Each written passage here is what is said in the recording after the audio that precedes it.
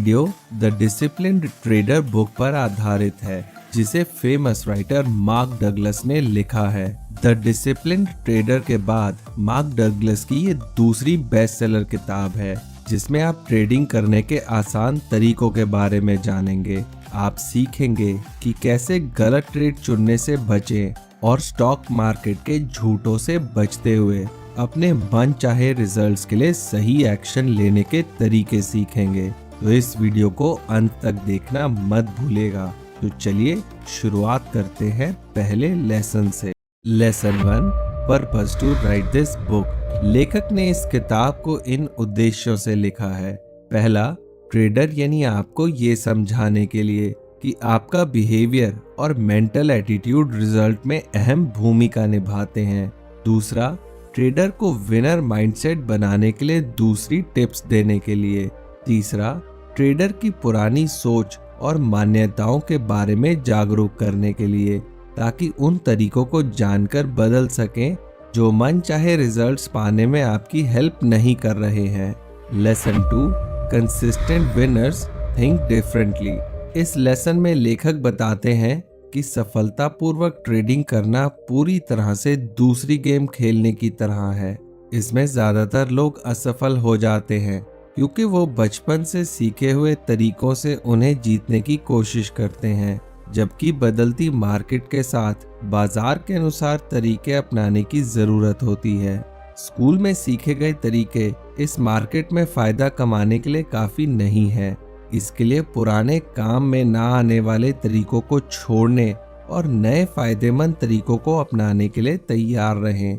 सफल ट्रेडर ऐसी ही अलग सोच को अपनाते हैं, इसलिए पूरी मार्केट के कैपिटल का 90% फायदा भी वही कमाते हैं। उनके सोचने और काम करने के तरीकों को हम किताब के अगले लेसन्स में जानेंगे। चलिए अगले लेसन की तरफ बढ़ते हैं। Lesson 3, your thinking is cause. कई लोग इस बात को नहीं जानते कि ट्रेडिंग परफॉर्मेंस के रिजल्ट उनके सोचने के तरीके का रिजल्ट है। अगर आप इमोशनल होकर सोचेंगे तो अचानक से मार्केट ऊपर जाने या नीचे आने पर एक्साइटेड होकर शेयर को सेल परचेज करेंगे, जिससे फायदा कम और नुकसान ज्यादा होने की पॉसिबिलिटी है। लेकिन अगर आप विश्लेषक यानी एनालिटिकल सोच से आप शेयर्स में रिसर्च करने की कोशिश करेंगे तो उनके कीमत बढ़ने या घटने का क्या कारण है, अगली बार कब कब उनके उठने और गिरने की संभावना हो सकती है। इस तरह एनालाइज करने से उन शेयरों में निवेश करेंगे जिसमें ज्यादा फायदा और कम नुकसान होने की संभावना हो। Lesson 4, fear and over confidence. कभी कभी आप शुरुआत में ही या कुछ ट्रेड करने के बाद एक ट्रेड लूज करने लगते हैं, तो एक तरह का डर लगने लगता है। दोबारा अपनी प्रॉफिट पोजीशन पर पहुंचने के लिए आप लूजिंग ट्रेड में इन्वेस्ट करते हैं, लेकिन ऐसा करते रहने से एक बिंदु पर आप पाएंगे कि ना तो आपका नुकसान रिकवर हो पाया और ना एक्स्ट्रा मुनाफा हुआ। फिर आप अगली बार ज्यादा फायदा कमाकर दोबारा प्रॉफिट पोजीशन में आने के लिए बड़ा रिस्क लेने के पर्पज से मार्केट एनालाइज करते हैं। वहीं दूसरी तरफ शुरुआत में ही या कुछ दिनों बाद एक ट्रेड जीतने से कभी कभी आप ओवर कॉन्फिडेंट हो जाते हैं, लेकिन तब तक जरूरत से ज्यादा कॉन्फिडेंट होने की वजह से आप अपने ट्रेडिंग अमाउंट बढ़ा देते हैं या ज्यादा रिस्क वाले ट्रेड में इन्वेस्ट करना शुरू कर देते हैं।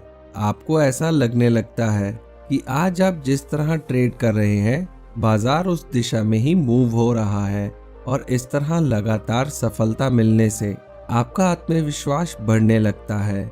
इसके बारे में राइटर कहते हैं कि ये नेचुरल मानव स्वभाव है। जैसा कि हमने पहले जाना कि नेचुरल टेंडेंसी के अनुसार व्यवहार करना कम फायदेमंद लेकिन ज्यादा रिस्की है। इसलिए आइए जानते हैं कि इन नेचुरल टेंडेंसी पर कंट्रोल करके विनर माइंडसेट कैसे डेवलप किया जाए। इसके लिए फंडामेंटल और टेक्निकल एनालिसिस करें। फंडामेंटल एनालिसिस ये जानने में हेल्प करता है कि भविष्य में शेयर की कीमत लगभग कितनी कम या ज्यादा हो सकती है। इसे जानकर आपको अपने फाइनेंशियल टारगेट को हासिल करने और ट्रेडिंग में बने रहने के लिए सहायता मिलेगी। टेक्निकल एनालिसिस इस बात पर गौर करता है कि अपने चुने हुए शेयर का अभी बाजार में कैसा परफॉर्मेंस चल रहा है, पिछले कुछ महीनों और सालों में इसमें कितनी ग्रोथ या गिरावट हुई है। ये तरीका ट्रेडर को इस पर ध्यान देने में हेल्प करता है कि चुने हुए ट्रेड के पास्ट और प्रेजेंट के परफॉर्मेंस के हिसाब से अभी उसमें निवेश करना ठीक है या नहीं। राइटर कहते हैं कि एनालाइज करने का ये तरीका ज्यादा लॉजिकल और बेहतर है, क्योंकि फंडामेंटल एनालिसिस सिर्फ एक नजरिया देता है कि अभी कंपनी की क्या वैल्यू है, आने वाले कुछ समय में कितनी हो सकती है, जबकि टेक्निकल एनालिसिस अवेलेबल डेटा के आधार पर ये जानने में हेल्प करता है कि कितने रुपए निवेश करने से कितने रुपए का शुद्ध मुनाफा हो सकता है। इसलिए ये अपने आप में प्रैक्टिकल तरीका भी है। ये इस फैक्ट पर आधारित होता है कि कुछ समय के गैप जैसे 5 साल, 10 साल या 20 साल में मार्केट एक ही तरह से व्यवहार करती है। मतलब अगर पिछले 10 सालों में किसी शेयर की कीमत बढ़ी है तो उसी दर से अगले 10 साल में बढ़ने की भी पॉसिबिलिटी है।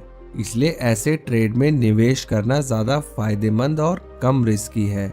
Lesson 5, embracing risk. हर कोई ट्रेडर जानता है कि जब वो कोई ट्रेड लेता है तो रिस्क की संभावना तो होती ही है, क्योंकि कोई भी ट्रेड 100% सुरक्षित और फायदेमंद नहीं होता। इस फैक्ट को ध्यान में रखकर ट्रेडिंग करें। रिस्क लेने और नुकसान हो जाने पर उसे एक्सेप्ट करने के लिए तैयार रहें, क्योंकि जब आप नुकसान को एक्सेप्ट करने के लिए तैयार रहेंगे तो बिना डरे ट्रेड करेंगे और रिस्क को मिनिमाइज करके प्रॉफिट को ज्यादा से ज्यादा करने के प्लान बना पाएंगे और साथ ही अच्छे ट्रेडर की आदतों को अपनाएं। अच्छे ट्रेडर की आदतें। पहला, अच्छे ट्रेडर बिना पैसे गंवाने के डर के साथ ट्रेड करते हैं। दूसरा, वो एक ही तरीके में फंसे नहीं रहते, बल्कि जो तरीका काम नहीं करता उसे एक्सेप्ट करके आगे बेहतर तरीके की खोज में बढ़ते हैं। तीसरा, अगर उन्हें नुकसान हो तो बिना किसी भावनात्मक लगाव के उस ट्रेड से बाहर निकल जाते हैं। इमोशनल जुड़ाव के चक्कर में अपना फाइनेंशियल नुकसान नहीं होने देते। इसके बारे में लेखक कहते हैं कि अगर आप रिस्क लेकर ट्रेड करने से डरते हैं तो अभी अच्छे ट्रेडर बनने के लिए तैयार नहीं हैं, क्योंकि आप जितना ज्यादा रिस्क से बचने की कोशिश करेंगे, फायदेमंद ट्रेड से उतना ही दूर रहेंगे, क्योंकि फायदेमंद निवेशों में भी रिस्क होता है। इसलिए रिस्क लेने से ना डरें, बल्कि रिस्क को कम करने और प्रॉफिट को बढ़ाने के तरीके सीख कर अपनाएं। इसके लिए ठीक से मार्केट एनालाइज करें। इस समय आपके पास 2 ऑप्शंस होते हैं। पहला, जितना हो सके मार्केट वेरिएबल्स को सीख कर रिस्क को कम से कम करने का प्रयास करें।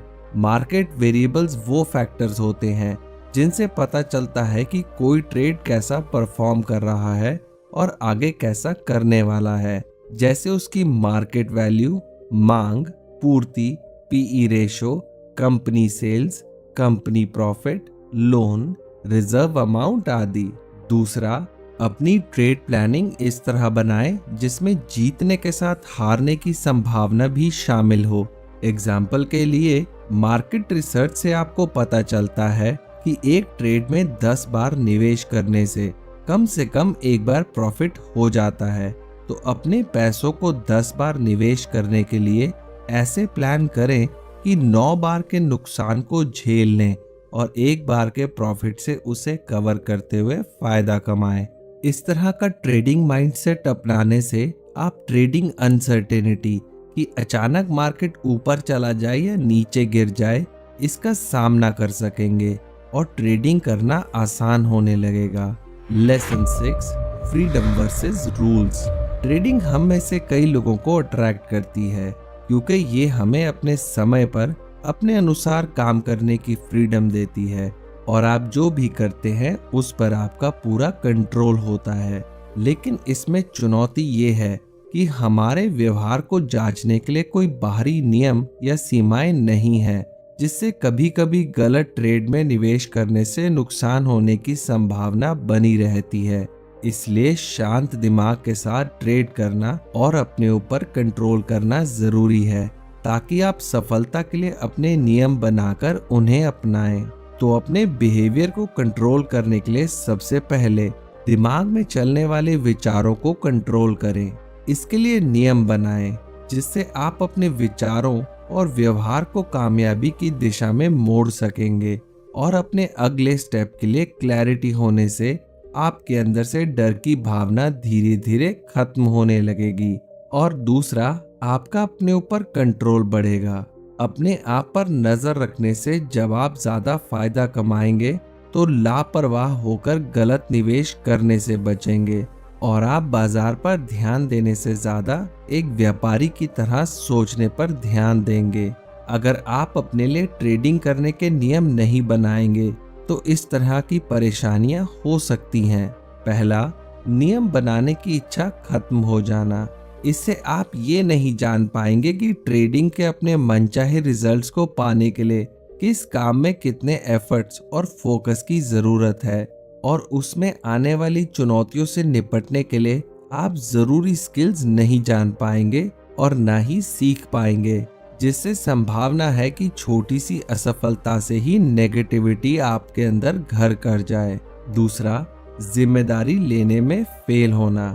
अगर आप जिम्मेदारी नहीं लेंगे तो असमंजस में ही फंसे रहेंगे।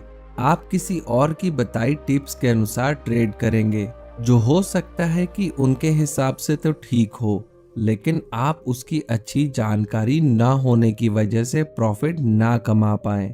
तीसरा, रैंडम रिवॉर्ड की एडिक्शन। बिना नियम या प्लानिंग बनाए निवेश करने से संभावना है कि आप किसी भी ट्रेड में निवेश कर देंगे जिसमें शायद कभी कभी ही फायदा हो, लेकिन ज्यादातर नुकसान ही सहना पड़े। इसके अलावा लंबे समय में ये तरीका पूरी तरह से यूजलेस है, क्योंकि जब तक आपको मार्केट की समझ ही नहीं होगी तब तक आप एक फिक्स प्रॉफिट कैसे कमा पाएंगे। इसलिए अगर आप ट्रेडिंग में अपना कैरियर बनाना चाहते हैं या लंबे समय तक फायदा कमाना चाहते हैं तो तुक्के से ट्रेड ना चुनें, बल्कि योजना बनाकर करें। चौथा, अंदरूनी और बाहरी कंट्रोल नहीं होगा। बिना नियम बनाए आप मार्केट के अनुसार इधर से उधर भटकते रहेंगे, लेकिन नियम बनाकर उन्हें लगातार अपनाने से आपके अंदर सेल्फ कंट्रोल की आदत डेवलप हो जाएगी।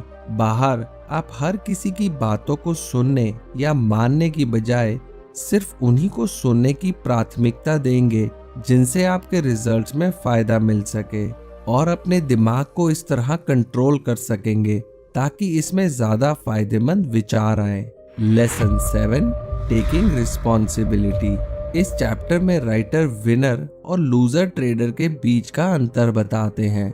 ट्रेडर 4 तरह के होते हैं: विनर, लूजर, बूमर्स और बस्टर्स। आइए एक एक करके इनके बारे में जानते हैं। पहला, विनर ट्रेडर। पूरे ट्रेडर ग्रुप में सिर्फ 10% लोग इस कैटेगरी में आते हैं जो ज्यादातर समय प्रॉफिट कमाते हैं। उनका इक्विटी कर्व मामूली गिरावट के साथ तेजी से बढ़ता है। विनर ट्रेडर इस बात का ध्यान रखते हैं कि ट्रेडिंग से पैसे कैसे कमाएं, यानी मार्केट से कम रिस्क में ज्यादा से ज्यादा प्रॉफिट कैसे लें। दूसरा, लूजर ट्रेडर। इस कैटेगरी में ट्रेडर ग्रुप के 30 से 40% एक्टिव ट्रेडर शामिल हैं। ये कभी कभी तो विनर ट्रेडर की तरह फायदा कमा लेते हैं, लेकिन ज्यादातर समय नुकसान ही उठाते हैं, क्योंकि ये लोग सीखने और मार्केट एनालाइज करने की बजाय अपने अनुमान या किसी और की टिप के आधार पर निवेश कर लेते हैं। तीसरा, boomer and busters. Trader group के 40 से 50% लोग इस तरह के होते हैं जो पैसा कमाना तो सीख जाते हैं, लेकिन ट्रेडिंग की जरूरी स्किल्स को नहीं सीखते। इसलिए एक बार तो फायदा कमा लेते हैं, लेकिन लंबे समय में नुकसान ही उठाते हैं। Lesson 8, consistency a state of mind. Winner trader बनने के लिए लगातार सही कामों को करते रहें। ट्रेडिंग को एक खेल की तरह देखें और उसके साथ ऐसे ही बिहेव करें। ट्रेडिंग को अपने लिए आसान बनाने के लिए इन तरीकों को अपनाएं। पहला, स्टॉक मार्केट के उन टर्म्स को यूज करें जिनके साथ आप ज्यादा आरामदायक महसूस करते हैं। दूसरा, इसके प्रति अपने विश्वास, नजरिए और व्यवहार को पॉजिटिव बनाए रखें। ताकि अवसरों को देखकर उनका फायदा उठा सकें।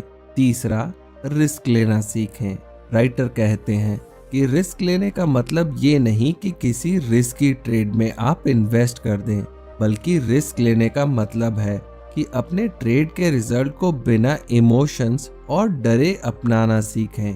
ट्रेड के दौरान गलत ट्रेड को चुनने, नुकसान हो जाने पर अच्छा अवसर मिस करने के बावजूद मानसिक रूप से खेल में बने रहने के लिए तैयार रहें। Lesson 9, the traders edge, eliminating the emotional risk. Trading के इमोशनल रिस्क को खत्म करने के लिए अपने आप को मार्केट के उतार चढ़ाव के लिए पहले से तैयार रखें। ऐसा आप एक मार्केटियर के नजरिए से सोच कर सकते हैं। हमेशा याद रखें कि मार्केट संभावनाओं यानी पॉसिबिलिटीज के अनुसार चलती है, इसलिए संभावित मानसिकता को अपनाना जरूरी है। इसके लिए इन 3 सच्चाइयों को ट्रेड करने से पहले मान लें। पहला, स्टॉक मार्केट में कुछ भी हो सकता है। दूसरा, पैसे कमाने के लिए आपको इस पल यानी जो हो रहा है उस पर ध्यान देने की जरूरत है।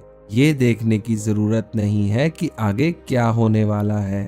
तीसरा, आपको पता होना चाहिए कि मार्केट की हर मूवमेंट यूनिक है।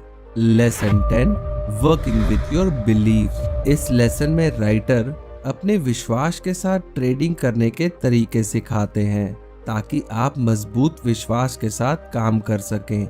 इसके लिए इन बातों के बारे में क्लियर रहें। पहला, आपका उद्देश्य क्या है। ट्रेड शुरू करने से पहले उसमें अपना टारगेट प्राइस सेट कर लें, यानी कि ये डिसाइड कर लें कि कितने प्रॉफिट पर आप इसे बेच देंगे। इसी तरह ट्रेडिंग से संबंधित हर स्किल, चाहे वो खरीदना हो, बेचना, स्टॉप लॉस आदि, सीखने से पहले अपना क्लियर उद्देश्य डिसाइड कर लें कि उसे क्यों सीखना चाहते हैं। इससे आपको वो स्किल सीखने में मजा आएगा और अच्छी तरह सीखकर उसे जल्द से जल्द अपने काम में आप अपना भी पाएंगे। दूसरा, स्किल्स क्या हैं? अपने आप को जांचें और पता लगाएं कि असल में अभी ट्रेडिंग से रिलेटेड आपको कौन कौन सी स्किल्स आती हैं और कौन सी सीखने की जरूरत है। अपने प्राइमरी गोल को पूरा करने में सहायक स्किल को सबसे पहले सीखने को प्रायोरिटी दें। उसके बाद कम महत्व वाली स्किल्स को सीखें। इसे लगातार करते रहें। ऐसा करने से आप केयरफ्री माइंडसेट या चिंता मुक्त रहेंगे। तीसरा, केयरफ्री माइंडसेट क्या है? केयरफ्री का मतलब है आत्मविश्वास। जब आप केयरफ्री माइंडसेट में होते हैं तो आप किसी भी तरह के डर या हिचकिचाहट को महसूस नहीं करते, क्योंकि आप अपने आप को मार्केट को समझने के काबिल बना रहे होते हैं। इसलिए आपको मार्केट के उतार चढ़ाव का डर नहीं होता। आप सीख जाते हैं कि चढ़ती और उतरती दोनों मार्केट में कम से कम रिस्क में ज्यादा प्रॉफिट कैसे कमा सकते हैं। चौथा, व्हाट इज ऑब्जेक्टिविटी? ऑब्जेक्टिविटी वो मेंटल स्टेट है जब आप मार्केट मूवमेंट के बारे में जो भी सीख रहे होते हैं उससे अवेयर होते हैं। दूसरे शब्दों में कहें तो आप एक ओपन माइंडेड व्यक्ति बनने लगते हैं। पांचवा, अपने आप को अवेलेबल रखने का क्या मतलब है? इसका मतलब है कि आप बिना किसी एजेंडा के मार्केट में चले गए। आपको ये क्लियर नहीं है कि कौन सा ट्रेड खरीदना है या बेचना है। आप बिना किसी एनालिसिस के उस ट्रेड में इन्वेस्ट कर रहे हैं जो भी आपको मार्केट में मिल जाए। आपको याद रखना होगा कि पिछले लेसन में हमने ट्रेडिंग के 3 फंडामेंटल सच्चाइयों और जरूरी स्किल्स के बारे में जाना। आइए अब जानते हैं कि कैसे फंडामेंटल सच्चाइयां स्किल से जुड़ी हैं। पहला, कुछ भी हो सकता है, क्योंकि हर मार्केट में हमेशा एक अनजान फोर्स काम करता है जिसे हम डिमांड और सप्लाई के नाम से जानते हैं। इसलिए हो सकता है कि आप काफी एनालाइज करके ट्रेड करें, लेकिन डिमांड या सप्लाई में मूवमेंट से कुछ भी हो सकता है। इसलिए इसके लिए अपने आप को मेंटली तैयार रखें। दूसरा, पैसे कमाने के लिए आपको इस पल मोमेंट पर ध्यान देने की जरूरत है। ये देखने की जरूरत नहीं कि आगे क्या होने वाला है।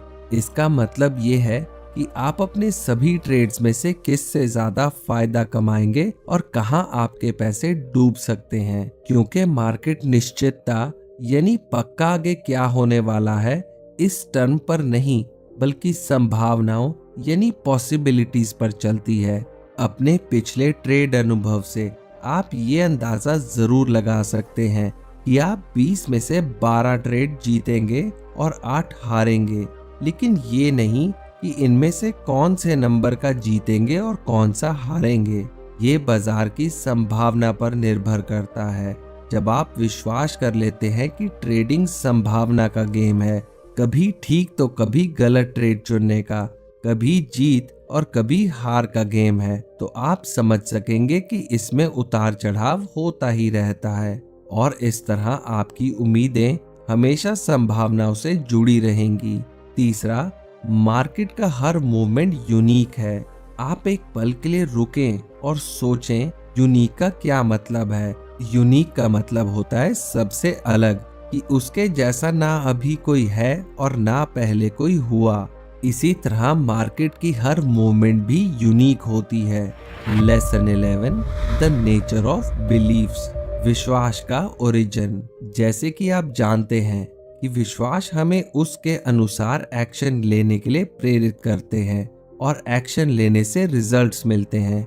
इसलिए ये जानना जरूरी है कि विश्वास बनते कैसे हैं और बदलते कैसे हैं, ताकि आपको इसके बारे में क्लैरिटी मिल सके कि ट्रेड के बारे में आप कैसे विश्वास करें। तो आइए जानते हैं कि विश्वास कैसे बनते हैं। पहला, वो यादें जिन्हें हम बार बार याद करते हैं और वो घटनाएं जिन्हें हम ज्यादा इंपॉर्टेंस देते हैं। दूसरा, विश्वास बनाने में कॉज एंड इफेक्ट फैक्टर भी काम करता है। जिन विचारों को आप ठीक मानते हैं और लंबे समय तक ठीक मानते रहते हैं, वो विश्वास बन जाते हैं। विश्वास कैसे हमारे जीवन को प्रभावित करते हैं? पहला, ये हमारा नजरिया बनाते हैं। ट्रेडिंग के बारे में आप जैसा विश्वास करते हैं उसे सच बनाने के लिए कोशिश करते हैं। दूसरा, वो हमारी उम्मीदें बनाते हैं। हमेशा याद रखें कि उम्मीद विश्वास का वो रूप है जो आपके प्रेजेंट और फ्यूचर को बनाने में भूमिका निभाते हैं। तीसरा, जो काम करने के बारे में आप सोचते हैं और कह रहे होते हैं वो पिछले विश्वास से प्रेरित होते हैं। चौथा और एंड में हमारे बिलीफ्स निर्धारित करते हैं कि रिजल्ट के बारे में हम कैसे सोचें। आप अपने मनचाहे रिजल्ट को पाने में जितना मजबूत विश्वास करेंगे उसके बारे में उतना ही पॉजिटिव रहेंगे। बिलीफ्स का ट्रेडिंग पर प्रभाव। बिलीफ्स को ट्रेडिंग की फंडामेंटल सच्चाइयों के साथ इस्तेमाल करने के लिए इन दो कॉन्सेप्ट्स को समझें। पहला, सभी सक्रिय विश्वास सच होने की डिमांड करते हैं।